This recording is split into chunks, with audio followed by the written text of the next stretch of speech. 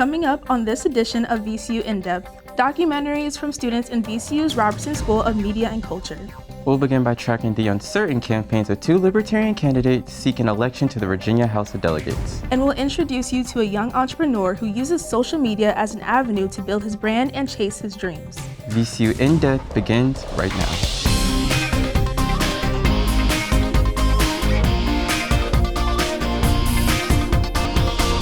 Good evening, and welcome to VCU InDepth. I'm Christina Archer. And I'm Matthew Pittman, and thanks for joining us tonight as we feature documentaries from undergraduate students in VCU's Robertson School of Media and Culture. This year's Virginia Assembly election took place just last month, but all eyes were on Democrats and Republicans to see who would hold the majority. However, a third party also had its foot in the races to see if it could bring its ideas to the Capitol. Our first documentary, Treading Lightly, tracks the campaigns of two Libertarian candidates seeking election to the Virginia House of Delegates.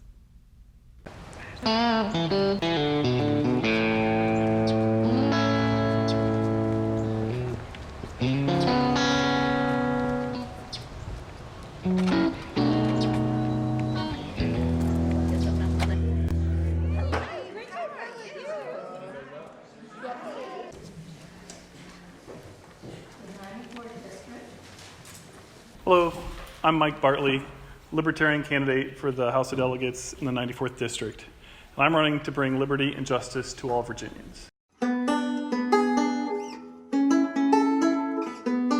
Virginia's General Assembly is the oldest governing body in the Western Hemisphere. A bicameral system, it is composed of the Virginia House of Delegates and the Senate of Virginia. With 40 seats in the Senate and 100 seats in the House of Delegates, all chairs were up for re-election in 2019. Last time we had a statewide election in 2017, it was extremely competitive. My name is Jennifer Carroll Foy, and I'm running for the House of Delegates seat. He is a father, Rocky is a husband. I'm Kathy Tran, and I'm running for the Virginia House of Delegates. Yes, even if you don't like a law, you need to be the Dr. Norman.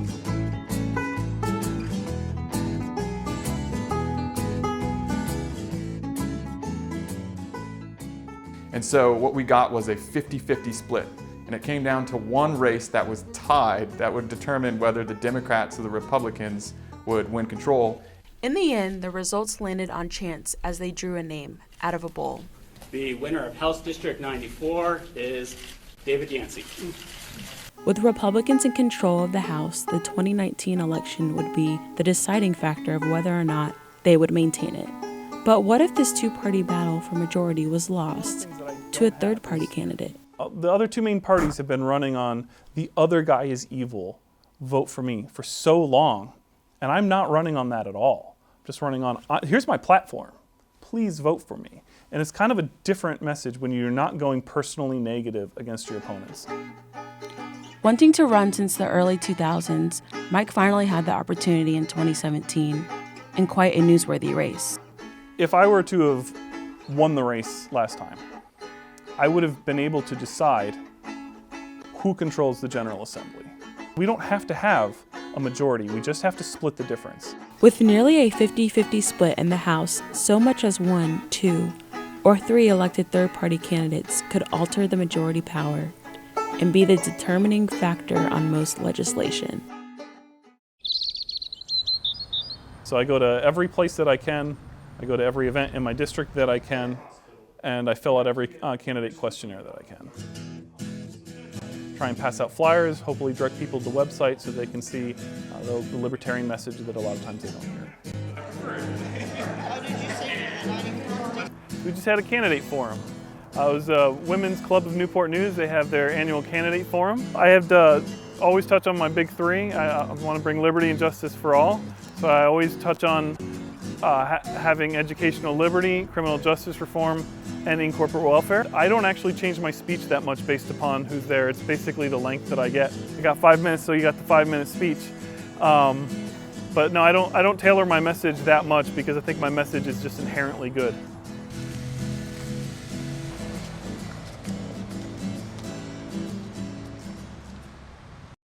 From small-town America to bustling metropolitan cities, Libertarians would be found on the ballots in 6 of Virginia's districts. one being the 71st District in Richmond.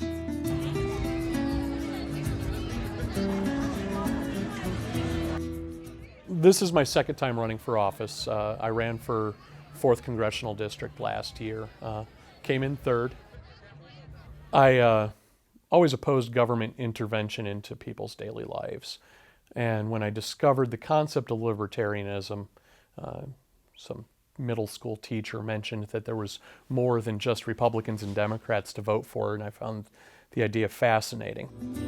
Wells is running for House of Delegates in the 71st District against Democratic incumbent Jeff Bourne, who was elected by constituents in Richmond in 2017. If I didn't run, Delegate Bourne would be running unopposed this year. No one should have a guaranteed seat. You look at the campaign financing. And I haven't looked at Delegate Bourne's cash box in a while, but I'm pretty sure it was 5 figures last time I looked. It's great money if he decides he needs to get out there and put stickers and signs and flyers in every mailbox in the district once a week. He can afford to do that. I can't. I can afford to hand out flyers to probably 1 out of every 10 voters in the district. I'm pretty sure I might be sitting at about $800. Today we're out passing out flyers, trying to get a couple of seconds of people's time as they pass by. It's about the most you can ask for when you're campaigning at a festival environment. If I never win a race, at least I showed up. And the fact that I show up and they don't shows just how entrenched the system is in, against us.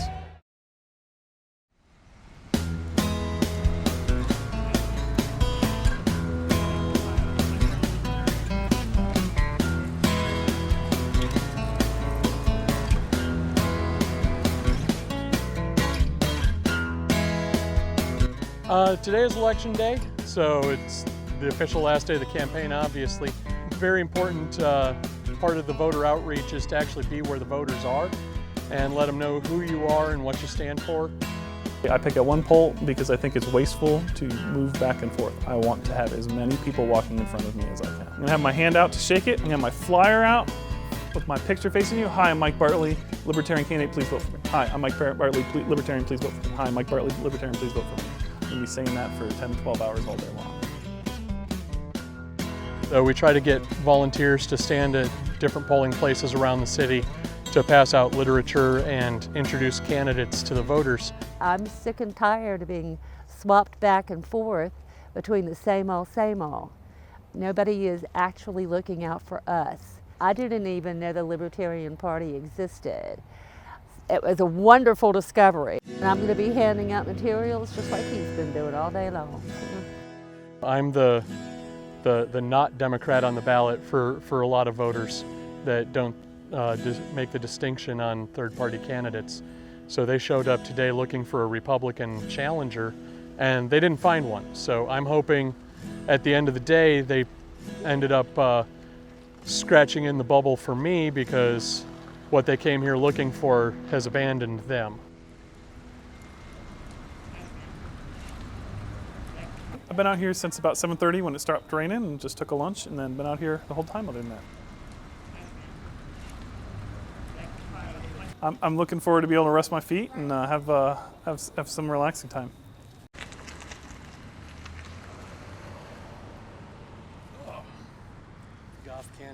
Even if you're not going to come in first, you're still, when you see the finish line, you still give it that last burst of energy and leave everything out there. A lot of smiling faces, as you mentioned, for the first time in 26 years. Democrats now in control of the governor's mansion, but more importantly tonight, the House and Senate as they flipped it blue, taking to the stage to declare this historic flip. And calling Virginia blue was Governor Northam, but earlier in the night, before the race was called, you could sort of feel this cautious optimism and in the room, people kind of said that it was going to go this way. And then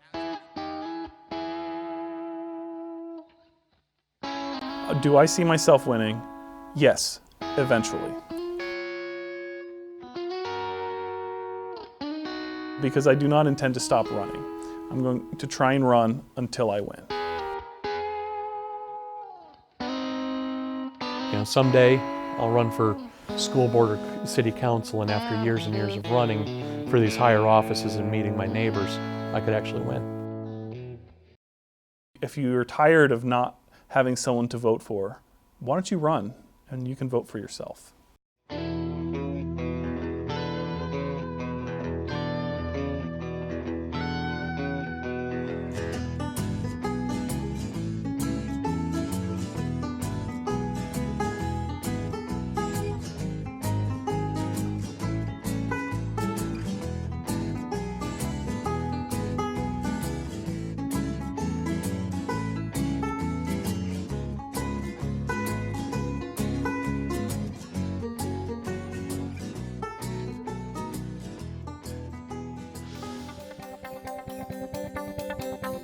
I'm Bill Oglesby, an associate professor at VCU's Robertson School of Media and Culture and the instructor for the documentary class. Joining me tonight are Ashley Sanchez and Calman Weinstein, who produced the Treading Lightly documentary. Good job, guys. Ashley, let me start with you. What kind of issues did you face in pursuing this documentary? Really just time. Both our candidates are your regular working day people, and they had problems finding times to campaign, and we had problems having time to shoot them campaign. So that was one of our big issues. Mm-hmm. Why did you decide to follow third-party candidates instead of a Republican and a Democrat? It seems like that might have been what you would do. Instead, you chose somebody really struggling to make a mark. It was more of we wanted to talk about politics without being political. So we felt that talking about third-party candidates allowed us to do that, being more of an informative documentary and straying away from their views as much. Mm-hmm. Okay. Cal, what did you learn about the whole campaigning process while filming the documentary? Well, I learned that it definitely varies per candidate and per race in the district. Some candidates who are running unopposed, some candidates who are running against Democrats and Republicans, both, they're going to vary in how rigorous the campaign process is. One of our candidates was only running against a Democrat, and so he was able to kind of focus his campaign a little bit more, and of course his opponent, the incumbent Democrat, didn't really do much campaigning at all. So I just learned that it varies per race. Mm-hmm. Well, I'm wondering, are you going to keep in touch with Mr. Bartley and Mr. Wells if they follow through with their goals of continuing to campaign until they finally win? Well, if our candidates are in fact watching, I hope that they understood the respect we gave them to their campaign and liked what they saw and liked how we were able to present their message and the trials and tribulations of their campaigns. And if they are running in any future races and pursuing any future endeavors, I would love to, have them reach out back to us and check in on us and see what they're up to. Was it difficult when you ended the documentary? I know, obviously it made sense to end it with election night, but how was that difficult? I would say it was difficult in that, we knew what we were going to get. We kind of knew going into what we were going to expect. We knew that these candidates didn't stand that much of a chance of winning. It would have taken a statistical anomaly. So when we were filming them on election day, we went out there with the shots in mind, with the vision in mind that we were going to kind of end it right there and, just kind of get their final thoughts on the race and just how to wrap it up. Good. All right. Well, thanks. I've been speaking with Robertson School students and documentary producers Calman Weinstein and Ashley Sanchez. Nice job, guys. Thank you. Thanks, Dr. Oglesby. With the rise of social media influencers, one college student has dreams beyond schooling. Our next documentary, Trendsetter, follows student entrepreneur Justin Johnson as he makes strides to join the fashion industry. Justin shares how he uses social media as an avenue to chase his dreams. This is Justin's story.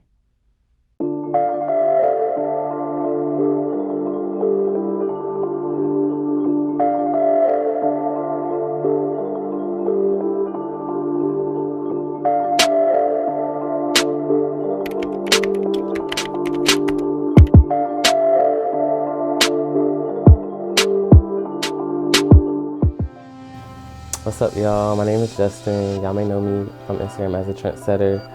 I'm 22 years old and I'm from Portsmouth, Virginia.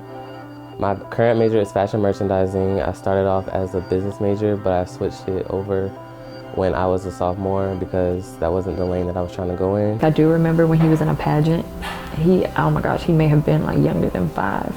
That was pretty cool to see. because I hadn't even been in a pageant, you know, so I was just like, what the heck are we going to? Just like I was escorting like the girls in the pageant, but we had like our own segment where we had to walk and like introduce ourselves. So I think that kind of like influenced me to like be more confident in myself. My mom always she always kept me in new clothes. Like I was spoiled. She always took me to the mall. I always had new shoes, everything. It wasn't until like high school where it clicked that I was like, this is something I want to pursue, because I love dressing up other people and just making other people feel good about themselves.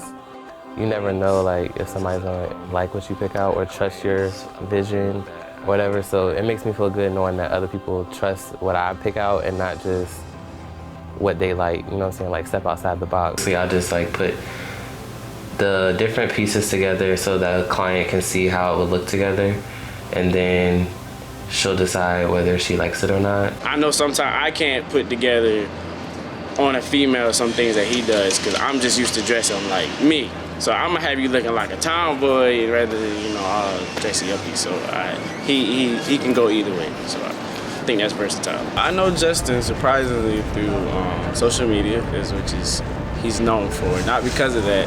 He just kind of like commented on my stuff. He showed a little love, and then we just kind of like DM'd a couple of times. And I was telling him I was coming to VCU this semester, and he told me he was a senior. So he was like, "Okay, man, when you get here, just let me know. We'll see what's up and get together and try to hang out." And that's what we did. And just from there, we just kind of like clicked.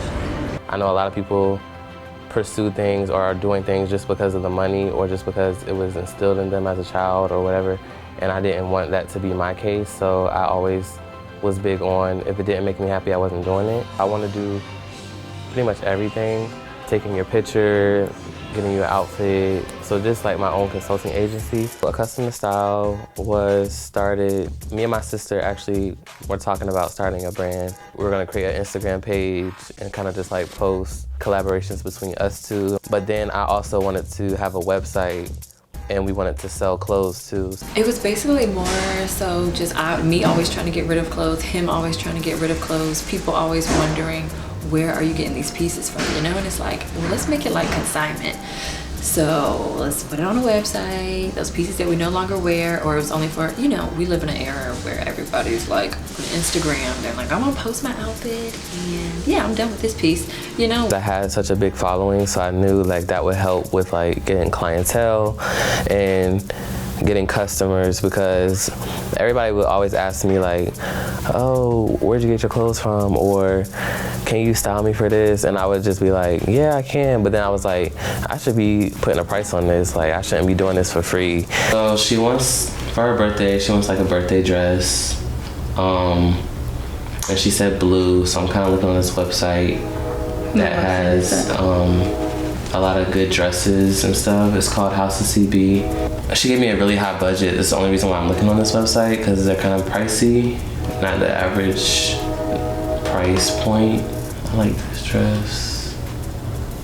Add it to the bag. So for us, I think just our personal pages help the brand. You know, just kind of already have like, oh, it's theirs. So whatever they got going on, we already kind of gravitate towards who they are. So let's see what they have going on in their business. I would use social media as a platform to not only build clientele and connect with people, but it also was like an outlet for me to be able to express myself and my creativity and allow other people to see that. I've always been into social media since like MySpace days. So like I was always like creating a new profile background. Like I was always making people's pages and all that. So I've always been into it, and I think it just kind of like followed me to every other like social network, Facebook, Twitter, Instagram. But Instagram was the biggest. He's equally into Instagram like I am, you know? Sometimes it's like you'll hang around certain people and you're like, hey, take my picture, and they're like, ugh. And it's like, he gets it. So it's like no judgment, I can just be myself, I can be needy and he won't complain. You can do a lot from social media, and knowing people is like a big help. So like just reaching out to like other celebrity stylists or people that work in the industry, getting a relationship with them. Future's, she's not his stylist anymore, but she was his stylist. I just DM'd her and was like, I love your style, I love your page. I would love to meet you one day, blah, blah, blah. And I was surprised that she actually reached out back to me and was like, oh my God, I love your page too, da, da, da. She's actually been very supportive of me on Instagram and stuff. She always like comments on my stuff and DMs me. When you're younger, you're not thinking like, oh, I can do something with this. You're just thinking more of like popularity wise, like, oh, okay, I got all these followers, I'm getting all these likes.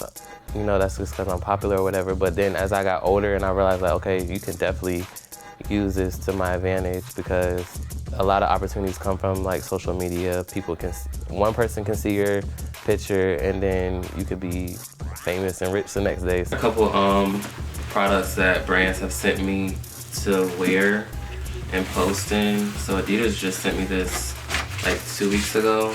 These like old school Adidas, and they gave me a note and it says, originals classics have a rich historic presence in sport and culture.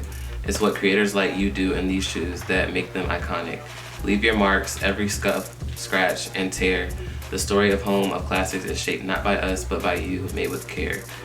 And then they just tell me to share it with them by tagging Adidas and gifted by Adidas when I post them.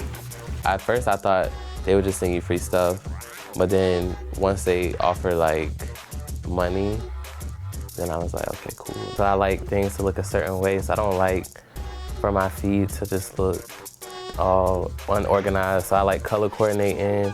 So it depends on like if I wear something and it has orange in it or green in it, then I'll just take pictures of whatever I see, like whether it be the whole outfit or scenery that has the same colors, and then I'll edit it and then have a whole layout of like my Instagram page. Me and my friends will literally be in the car, like driving around. I'll be like, oh, stop right there, like that wall is cool. And then we'll go there, or like just anywhere, like a gas station or something. But I won't make it look like it's a gas station the way I tell them to take my picture or the way I'm posing.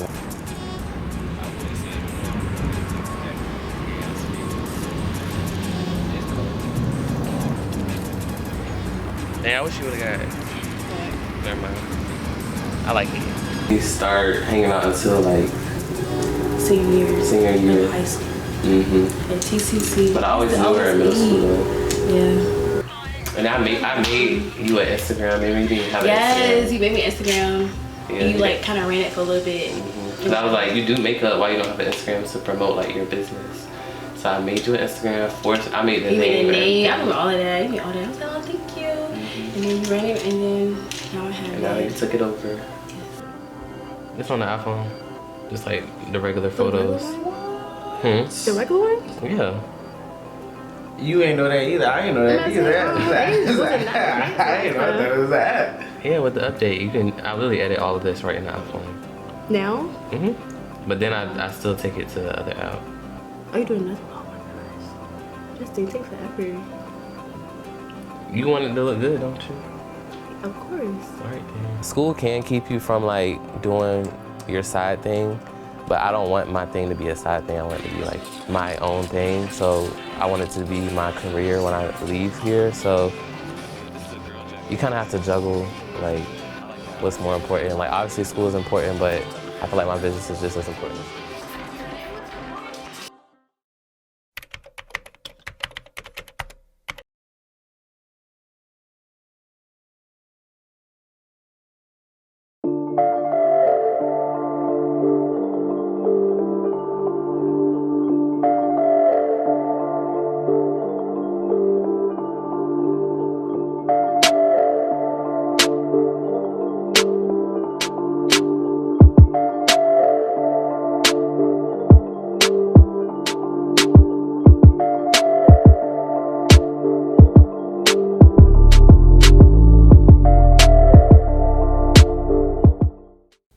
We're here with the student producers of Trendsetter, Autumn Wright and Brianna Kralik.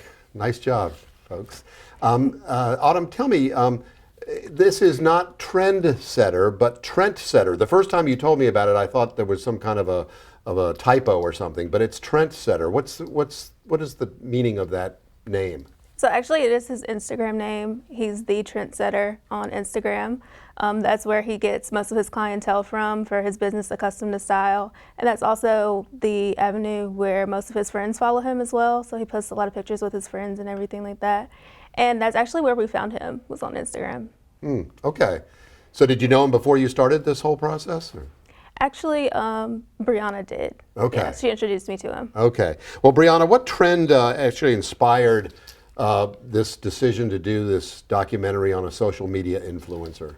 With the rise of social media in today's generation, there are a lot of people who are striving to make money from the platforms. So in knowing Justin, I felt that it would be cool to highlight someone who is actually making money from the platforms and inspire the younger generations and show people that it's more than just socializing on these networks. Now, I guess in addition to the people who do make money on this, there are a lot of people that want to make money on social media that probably don't, right? Correct. Okay. What makes the difference, you think? The difference would be follower engagement is what I've learned from Justin. So actually having people like and comment on your posts and creating engaging content goes a long way when striving to become famous on Instagram and other social media platforms. He does seem really engaged with the people who are part of his site, his customers. Yeah, and he has a really big support system online, thousands of likes and comments. Okay. Yeah. Autumn, what do you think people can take away from your documentary? One thing I think me and Brianna also would like people to take away from our documentary is just the fact that you can do whatever you set your mind to do, but you have to work hard to get to that goal, just like Justin. He is a student now, but he still makes time to make fashion one of his main priorities because that's what he sees himself doing in the future. So I would definitely say just to work hard and set goals, achievable goals, and then set even higher goals for yourself when you reach those goals that you've already accomplished. Creativity is good too. For sure. Okay. Yeah. Well, we're here with the student producers of Trendsetter, Autumn Wright and Brianna Kralik. Thank you. Thanks again, Dr. Oglesby, and all of the documentary students. That does it for this edition of VCU InDepth, and thank you for joining us. I'm Matthew Pittman. And I'm Christina Archer. For all of us at VCU InDepth, good night.